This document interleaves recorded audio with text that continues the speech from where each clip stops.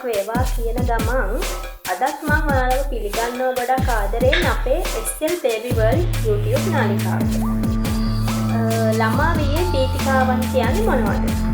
අද වීඩියෝ එකෙන් මම ඔයාලට කියන්න යන්නේ ළමා වියේ පීඨිකා. එහෙම නැත්නම් childhood phobias කියන මාතෘකාව ගැන. ඊට කලින් මම ඔයාලට මතක් කරනවා ගොඩක් ආදරෙන් අපේ channel එක තාම ඔයා subscribe කරලා නැති කෙනෙක් නම් channel එකත් subscribe කරගෙන යන්න කියලා. ඔයාගේ බබත් කළුවරට, සත්තුන්ට, ഘോഷාකාරී ශබ්දවලට එහෙම නැත්නම් උස කෑන් වලට බයයි. අන්න ඒකට තමයි childhood phobia කියලා කියන්නේ. එහෙම නැත්නම් ළමා වියේ පීඨිකා කියලා කියන්නේ. හැබැයි ඇත්තටම මේ පීඨිකාවක් කියලා කියන්නේ සාමාන්‍යයෙන් සමාජයේ අනිත් දරුවන් ඒ කියන දෙයට දක්වන බයට වඩා අසාමාන්‍ය බයක් දක්වනවා නම් තමයි මේක පීඨිකාවක් බවට පත් වෙන්නේ. මොකද සාමාන්‍යයෙන් උදාහරණයක් කියනවා නම් අපි හැමෝම පොඩි කාලේ කළුවරට බයයි. හැබැයි එහෙමයි කියලා අපි ටික ටික ලොකු වෙනකොට ඔය කියන බය ටික ටික නැති වෙලා යනවා. දැන් අපි කොහොමත් කළුවරට බයක් නැහැ. ඒක එතකොට සාමාන්‍ය තත්ත්වයක්. හැබැයි සමහර අය ඉන්නවා කළුවරට හරි සතෙකුට හරි චූටි කාලේ ඒ තියෙන බය ලොකු වෙනකොට ඇරෙන්නෙම නෑ. ඒක ඒ විදිහටම තියෙනවා. එහෙම නැත්නම් චූටි කාලේ තිබිච්ච බයට වඩා ඒ දේ සම්බන්ධ තියෙන බය තව වැඩි වෙනවා. අන්න ඒක අසාමාන්‍ය බයක්. එහෙම නැත්නම් ඒක පීඨිකාවක් කියන ගණයට වැටෙනවා. සාමාන්‍යයෙන් ළමා කාලය තුල ඇති වෙන්න පුළුවන් පීඨිකා වර්ග කිහිපයක් තියෙනවා. මම එතනින් කිහිපයක් මේ වීඩියෝ එකකින් කියන්නම්. බලන්න මේ ගොඩේ ඔයාගේ බබත් ඉන්නවද කියලා. පළවෙනි එක තමයි නික්ටෝෆෝබියා. ඒ කියන්නේ අඳුරට තියෙන බය. මේක සාමාන්‍යයෙන් අවුරුදු 3ත් 6ත් අතර කාලයේ පසු වෙන දරුවන් තුළ සුලභව දකින්න පුළුවන් දෙයක්. මේ අඳුරට තියෙන බය. දෙවැනි එක තමයි රාක්ෂයෝ, එතකොට හොල්මන්, අවතාර වගේ අර මනක්කල්පිත ජීවීන් සම්බන්ධව තියෙන බය. මේක අවුරුදු 2ත් අවුරුදු 7ත් අතර පසු වෙන දරුවෝ තුළ සුලභව දකින්න පුළුවන් දෙයක්. මේකත් ගොඩක් වෙලාවට මේක ඇති වෙන්නේ මේගොල්ලෝ නිදා ගන්න යන ටයිම් එකට. නිදා ගන්න යනකොට මේගොල්ලෝ මේ කියන රාක්ෂයෝ, හොල්මන් වගේ දේවල් ගැන කියනවා. ඒ හා සම්බන්ධ හිණ දැකලා එකපාරට ඇහැරෙනවා. අන්න ඒ වගේ අවුරුදු 2ත් 7ත් අතර දරුවන් තුළ මේ කියන රාක්ෂයන්ට, හොල්මන්ට වගේ මනක්කල්පිත ජීවීන්ට තියෙන බය ඇති වෙන්න පුළුවන්. තුන්වෙනි එක තමයි සූෆෝබියා. ඒ කියන්නේ සත්තුන්ට තියෙන බය. බල්ලෝ වෙන්න පුළුවන්, පූසෝ, කුරුල්ලෝ, උරගයෝ, කුමීන්, කුරුල්ලෝ ඔය වගේ ඕනම සතෙකුට මේ කියන සූෆෝබියා එහෙම නැත්නම් සත්තුන්ට තියෙන බය ඇති වෙන්න පුළුවන්. මේක ගොඩක් වෙලාවට එයාලට මේ සත්තුන්ගෙන් සිද්ධ වෙච්ච අමිහිරි අත්දැකීමක්. එහෙම නැත්නම් සත්තු ගැන එයාට කවුරු හරි කියපු දෙයක් නිසා ඇති වෙන්න පුළුවන්. හතරවෙනි එක තමයි ෆෝනෝෆෝබියා. ඒ කියන්නේ ഘോഷාකාරී ශබ්දවලට තියෙන බය. ගොරවන සද්දෙට, අකුණු ගහන සද්දෙට, ඔය රතිඤ්ඤා මල් වෙඩි වගේ සද්දෙට, වැකුම් ක්ලීනර්, එතකොට බෙර ගහන සද්ද වගේ ඔය කියන අර ഘോഷාකාරී ශබ්දවලට තියෙන බය තමයි මේ ෆෝනෝෆෝබියා. එහෙම නැත්නම් ഘോഷාකාරී ශබ්දවලට තියෙන පීඨිකාව කියලා කියන්නේ. මේක ගොඩක් සංවේදී දරුවන් තුළ දකින්න පුළුවන්. සංවේදී දරුවන් තුළ මේ කියන එක ගොඩක් වෙලාවට ඉස්මතු වෙනවා.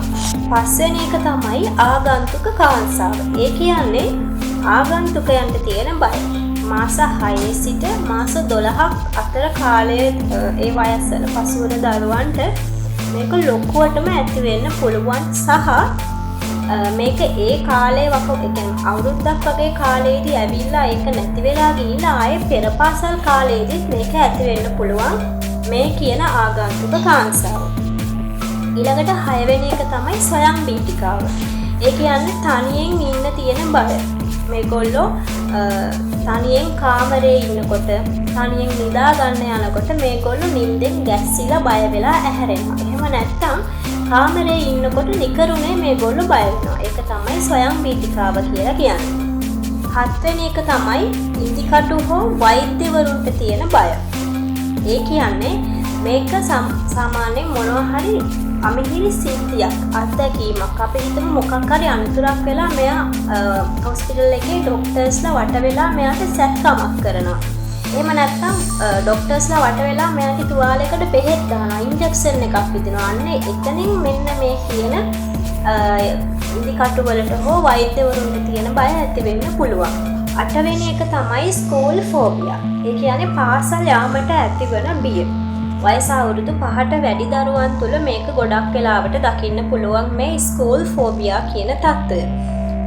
9 වෙනි එක තමයි ඇක්වා ෆෝබියා. ඒ කියන්නේ වතුර හරි නාන ටයිම් එක. ඒගොල්ලෝ නාන වෙලාවට හෝ වතුරට තියෙන බය.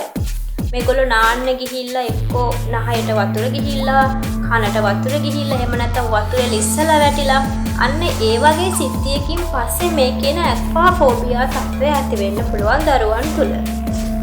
10 වෙනි එක තමයි ඇක්‍රෝෆෝබියා. ඒ කියන්නේ උස තැන් වලට තියෙන බය. මේක ගොඩක් වෙලාවට වැඩිහිටි දරුවන් තුළ දකින්න පුළුවන්. ඒ කියන්නේ පඩි පෙළවල්, පාලම්, බැල්කනි, කන්දු වගේ උස තැන්වලට මේගොල්ලෝ බයයි. මේගොල්ලෝ ඒවා දකින්න කොටත් බයයි. ලං වෙන්නේ නම් නෑ මේ කියන තැන්වලට. මේක ගොඩක් වෙලාවට වැඩිහිටි දරුවන් තුළ දකින්න පුළුවන් තත්ත්වයක් ඇක්‍රෝෆෝබියා, උස තැන්වලට තියෙන බය. ඉතින් මං අර මුලින් කිව්වා වගේ මේ දේවල් වලට සමහර වැඩිහිටි අයත් බයයි. හැබැයි මේ කියන බය අසාමාන්‍යයි නම් මොනවා කළත් මේ බය අඩු වෙන්නෙම නැත්තම්. ඒ බය හින්දා බබා ගෙදරටම හිර වෙලා ඉන්නවා නම්, කාමරේටම හිර වෙලා ඉන්නවා නම්, ඉස්කෝලේ යන එක, සෙල්ලම් කරන එක මඟ අරිනවා නම්, අන්න ඒ තත්ත්වය ගොඩක් භයානකයි. මොකද